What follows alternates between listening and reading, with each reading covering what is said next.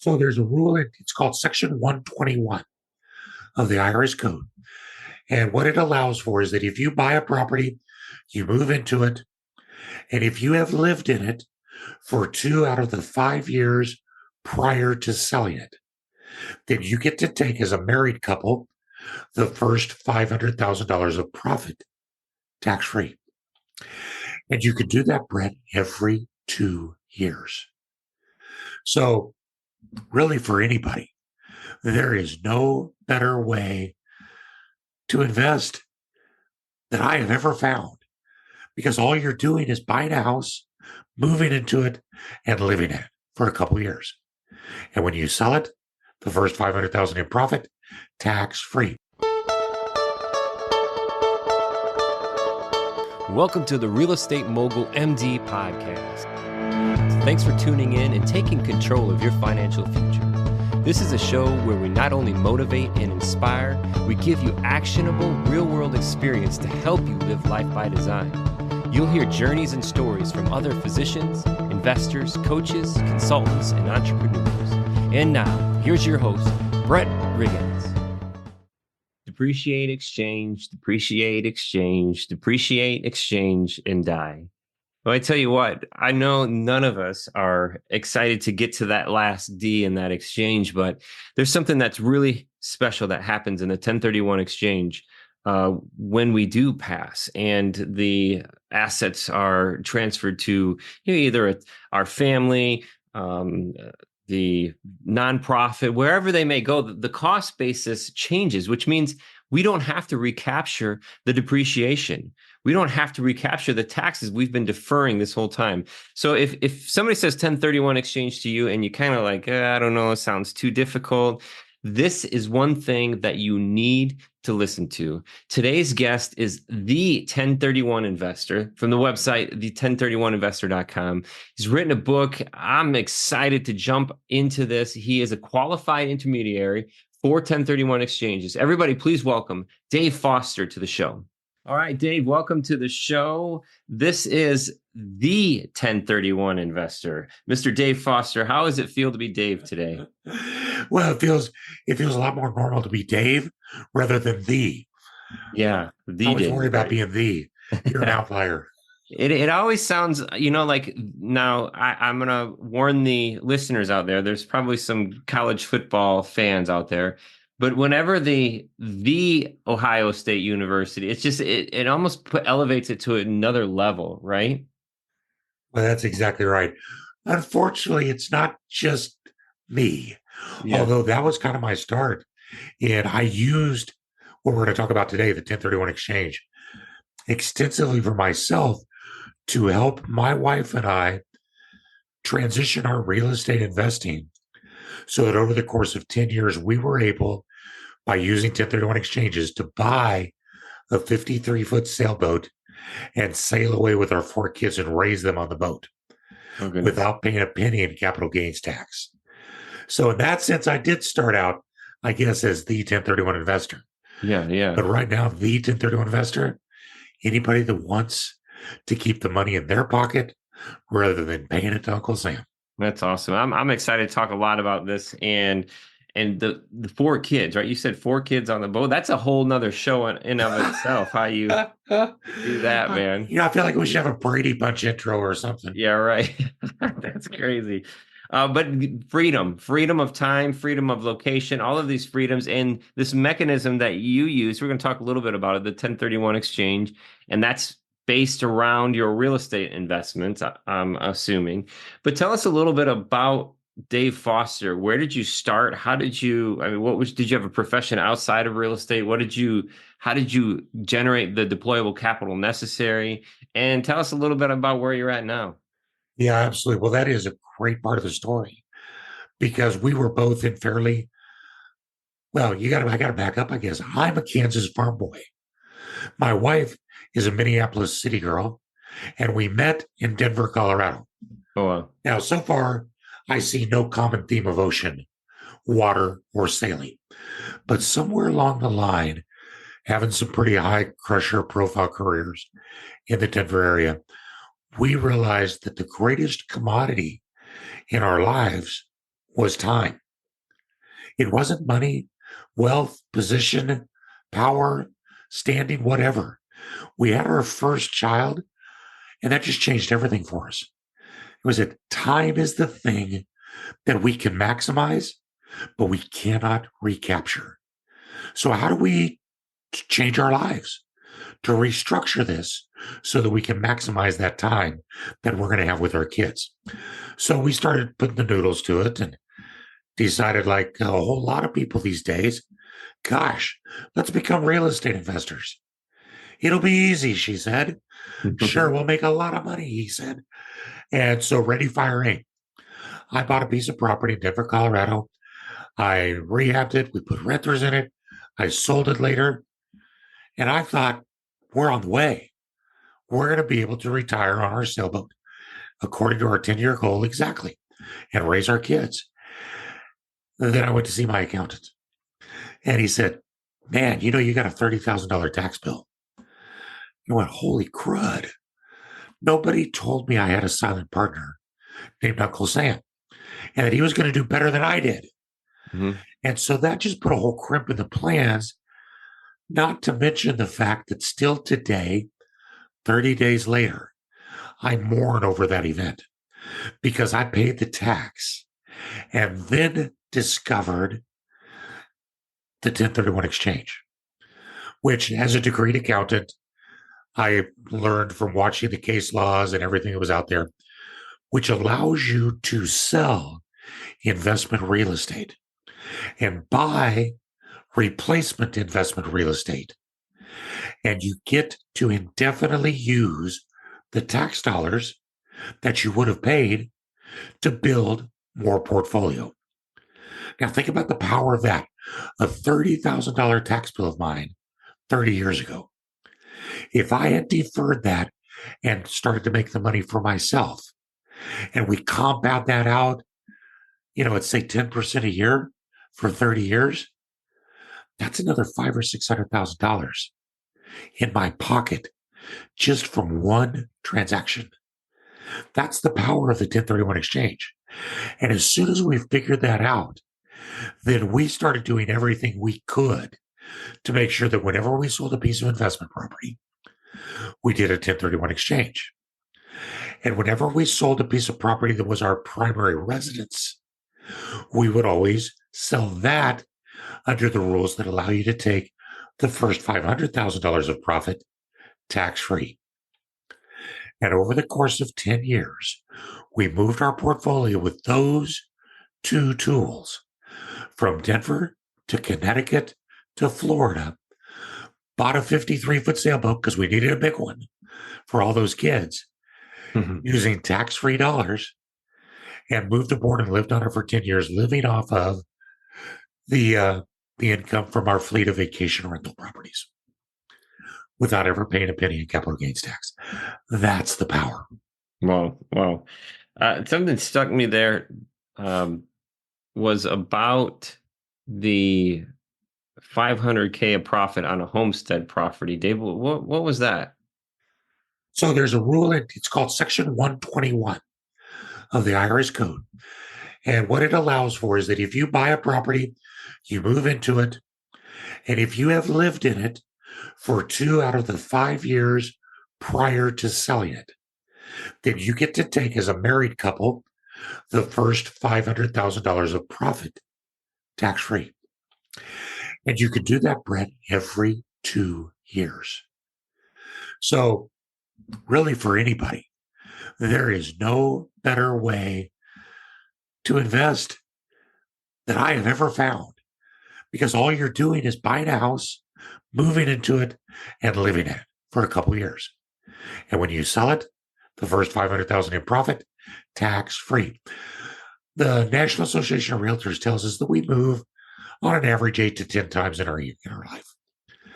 That's 8 to 10 opportunities to do nothing more than buy a house, live in it, sell it, and take the money tax-free. It doesn't get any better than that.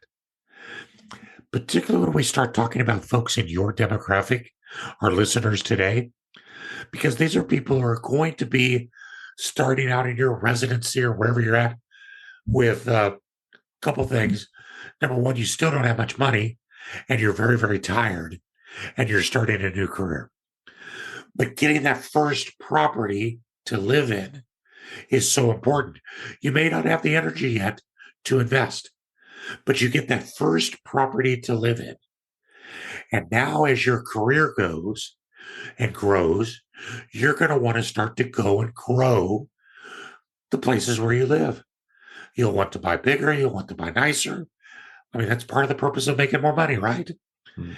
And every time you sell that primary residence to go buy your next one, the money's tax free. I love it. I love that. And that journey is remarkable too. We talked a little bit. It sounded like in Denver, you started in the W-2 world, working with as an employee of other businesses. Is that correct? Yeah, I was working for other folks at that time, doing some things. I was also at a land planning company that I was the CEO of. Nice, nice. And as a real estate investor, it sounds like that transition into the short term, but were you doing long term prior to that? Yeah, we actually invested in a number of different opportunities, and that's one of the best applications of the 1031 exchange because it will allow you to sell any type of investment real estate and replace it with any other type. So we started out just like a lot of people in the single family world because, a small, modest single family home was all we could afford. And then we would sell those and we would 1031 exchange.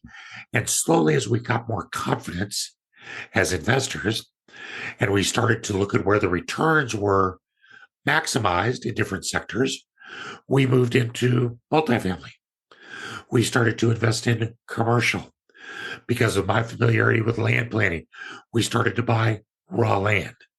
So it all starts with selling something, but you can buy anything else you want.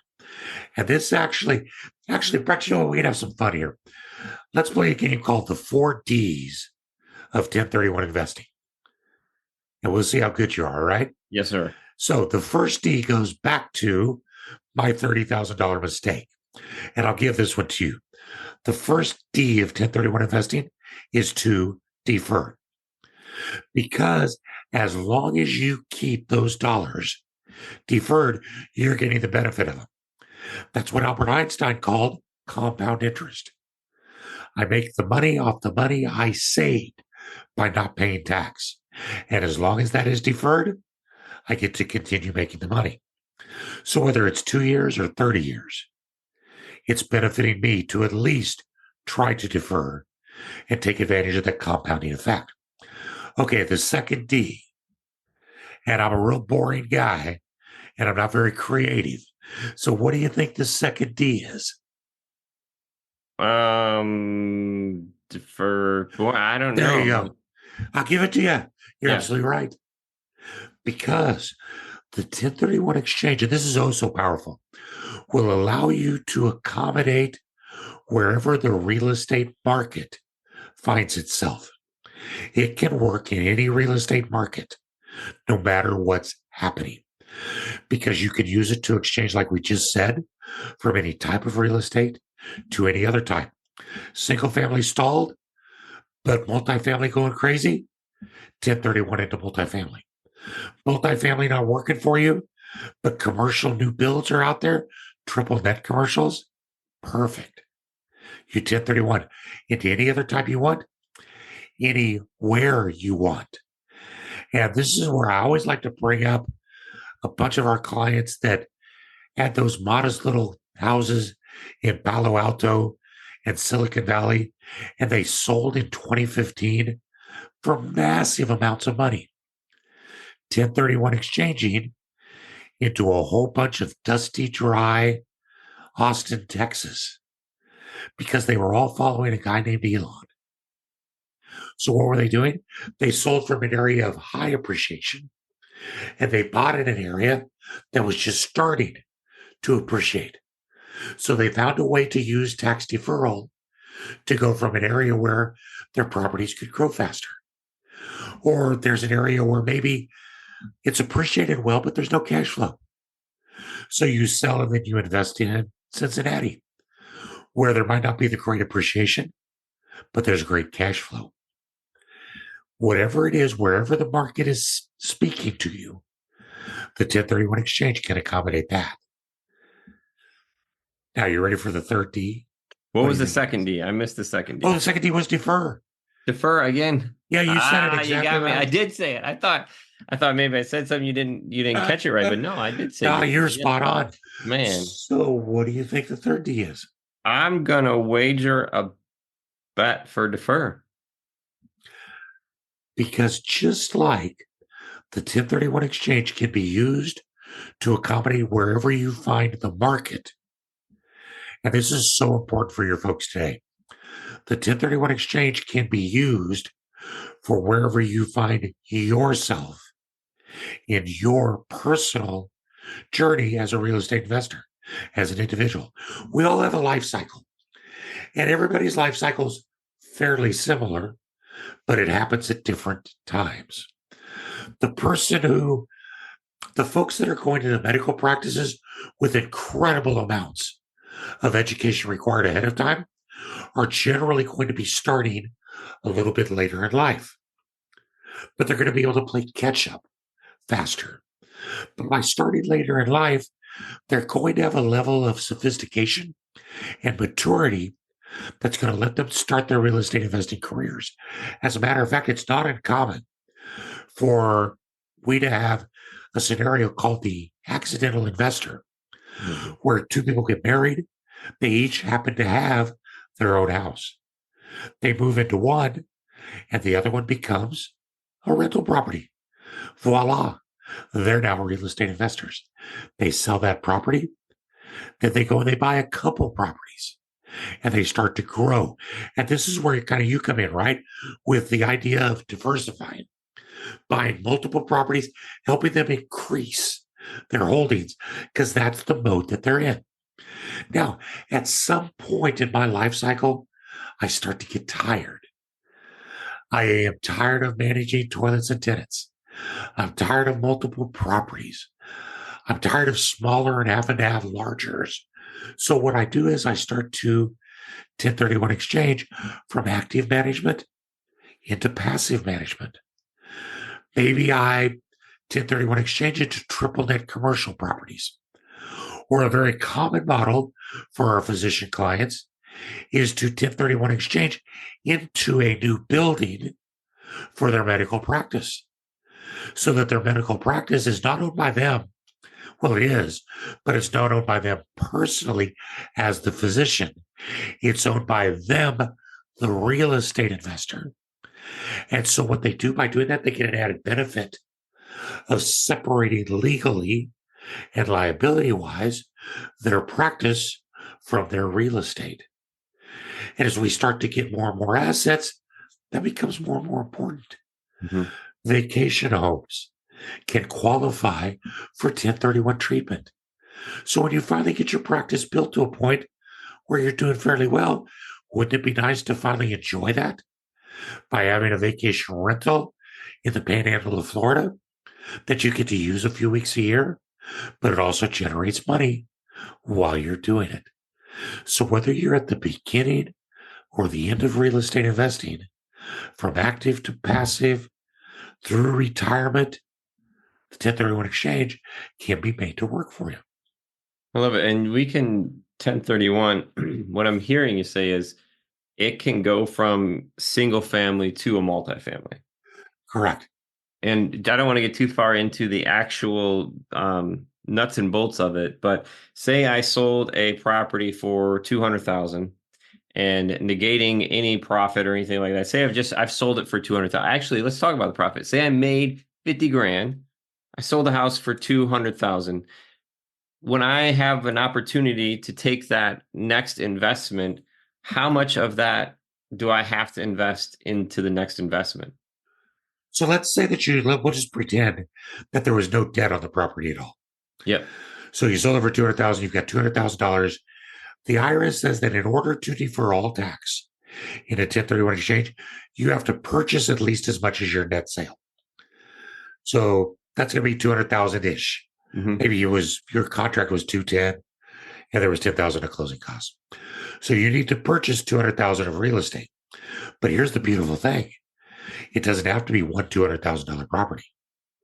It could be two $100,000 properties, or it could be $1 million property using all 200,000 as a down payment. Hmm. As long as you purchase at least as much as you sell and you use all the proceeds, you'll defer all tax. Here's an interesting scenario for you. A property that was acquired for 250, but had a $300,000 loan on it. And then when you sell that for say 350, how much do I need to invest? Because I didn't actually have $300,000, right? There was borrowed money in there. So how am I supposed to invest another 300 when I don't have 300 in the first place? Yeah, that's one of the cruelest tricks of the IRS is that they treat profit differently than we do. Hmm.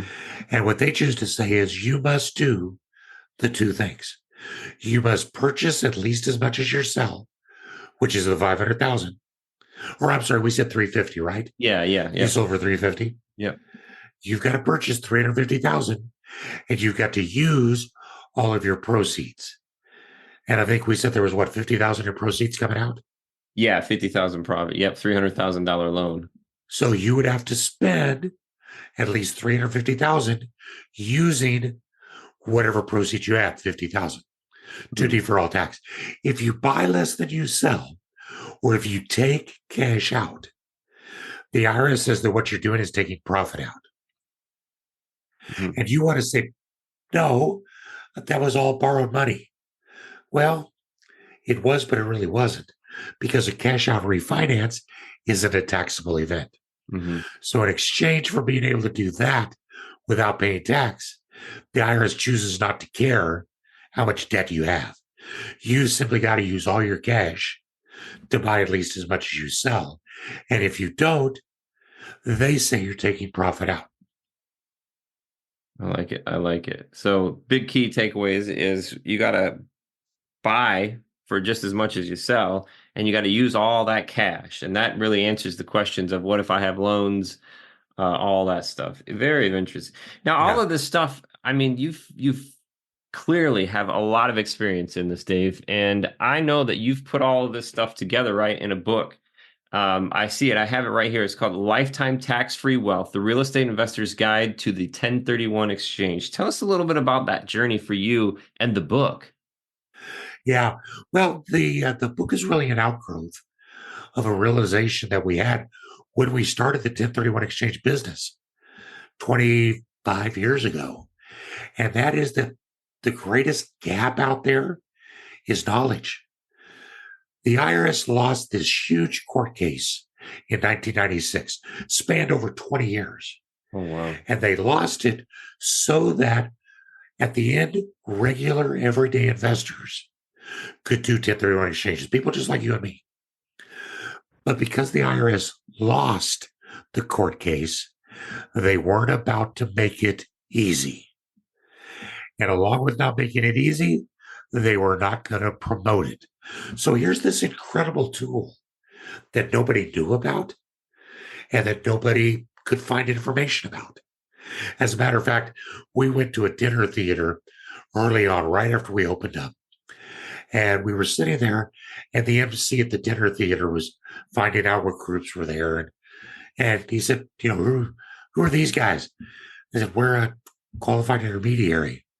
And he said, what's that? And I said, well, if we told you, we'd have to kill you. Unfortunately, that was not the best marketing. So we dropped that part of the marketing campaign, Yeah. but we realized that we did need to educate people. So we did it by creating the 1031 Investor, which is a prototype which allows people to plug themselves into wherever they're at and discover what the 1031 exchange can do. The website, which I know you've got, has got calculators. We've got the YouTube channel with videos, like 47 videos, because there's so much that you can do with the 1031 exchange. And the book simply became the next logical outgrowth. Hmm. I found that we were answering the same questions so often because everybody's very similar in their journey. So I just decided to create a book. And I thought I was writing a book that was kind of like a nuts and bolts, how to do it kind of thing. But at the end, as I read it, it ended up becoming not so much a book on how to do 1031 exchanges, but it became a book on how to structure your life the way you want using the 1031 exchange as a key strategy for doing that. And it kind of follows what our life path was as well, which was from landlubbers to boat livers using 1031 exchanges. And now we're positioning ourselves for retirement, doing the same thing. And ultimately, we will take advantage of the fourth D of 1031 investing. What And what is do you that? think it is? What is it? You tell me. You would tell me. I was What is going to it? say, don't guess because you'll be wrong. It's actually die. Yes, yes, this and why I'm not excited about dying myself, but the interesting piece is the turn of events in the depreciate exchange, depreciate exchange, depreciate exchange, and then you said just die. What happens then with all this deferred, Yeah. Well, this I love your deferred use of the value? word depreciation because Yes. that's a huge key, particularly for high W 2 earners. You need that depreciation to offset income. So over the years, you take as much as you can. Unfortunately, whenever you sell a property without the 1031 exchange, you have to do what's called recapture that, Hmm. pay it back. Well, that's ridiculous. So the 1031 exchange lets you not only continue to depreciate all the way through, but if you buy more than you sell, you're adding more depreciable basis. So you're actually increasing that depreciation. So then what's the end game? Our second best method, which is to die. Because when you die, your heirs get your property at what is called a stepped up basis, which means they get it as if they paid market value for it on the day you died. So you don't pay the tax ever. Your estate doesn't pay the tax. Your heirs don't pay the tax. All of that profit, all of that depreciation is wiped out, and your heirs have this wonderful legacy that's being given to them tax free to then start their own investing. And I have actually had the privilege of watching this firsthand for three generations in one family. Wow. We started doing exchanges when we first started with the grandfather. And when he passed away, his son inherited the portfolio. Now, it took a few years because he inherited it with no profit. So it took a few years for him to start to get to a point where there was profit. But then he started doing his own 1031 exchanges. Hmm. And then he passed away not too awful many years ago. And his children are just now starting to do their own 1031 exchanges. That's three generations of incredible wealth without paying anything on real estate activity. So Crazy. I'm happy. It puts a smile on my face, Dave. I love it. Hey, I've got another scenario here for you. I'm digging in, and if you could tell, I'm kind of digging into some of my own circumstances that I'm running right now and keeping it hypothetical. So this building of 350, we sell it. Say we've got, to make it easy, 50,000 worth of closing costs in there. So does that mean that my new property that I'm buying, the total has to be 300,000? Correct. Because you get it back out the closing costs. Awesome. So we've got $300,000. Now, what about this? What if I go find three single family houses where I can borrow $100,000 on each one of those, and that's all I have to pay for those houses is $100,000? Does that mean I could go borrow all of that money and do the 1031 exchange from this one sale to three other properties that are all completely financed where I don't have any cash in? Yeah. Well, you still have to use whatever cash Okay. was generated. So, But what if I had let's, a $300,000 loan though? well, then you'd have to find one of a few things. You'd either have to find an owner who is willing to finance you 100%. You could bring in money of your own, or you might be able, with a little bit of down payment, to buy something like a Delaware statutory trust. Totally different animal, but it qualifies as real estate, but they actually absorb debt. Hmm. So you could go in with something like that for a zero coupon DST, which I know we're in deep weeds now. Mm-hmm. If you would come up with $30,000, let's say, you could be able to buy $300,000 of a DST, Mm-hmm. and that would generate cash flow just like that. Let's tweak your scenario just a little Uh-huh. bit because this is really interesting. Let's say you're selling for 530 and you've got a $200,000 note or mortgage. Mm-hmm. So your net sale, we're going to take 30,000 out. So the net sale is 500,000. So your reinvestment target, 500,000. Mm-hmm. Now you paid off 200,000 in loan. So you're left with $300,000 in cash and the need to purchase 500,000 in real estate. So what if you took 250,000 and bought one property free and clear? You still have $50,000 left and the need to purchase another $250,000 of real estate, don't you? Mm-hmm. Well, there's a 20% down payment very easily. Nice. So you do a 1031 exchange and look at all the good things that happen. You sold one and bought two. So hopefully that's increasing cash flow. Mm-hmm. You bought one of them for cash. So you just eliminated all market mortgage risk. Doesn't matter what happens. You keep the lights on, you own that property. It's recession proofed.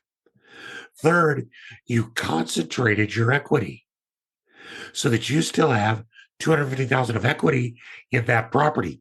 So that if you found the right next property, you could do a cash out refinance and go buy that.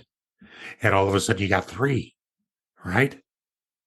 But you're not constrained by the timeframes of the 1031 exchange. And while you're sitting there with that free and clear property, it's not costing you anything. Mm. And lastly, you own another property that has an 80% mortgage on it. So you're getting the amortization of the loan, you're getting the tax write offs of the interest, and the tenant is paying the mortgage. Mm-hmm. Yeah. That's kind of a trifecta win there.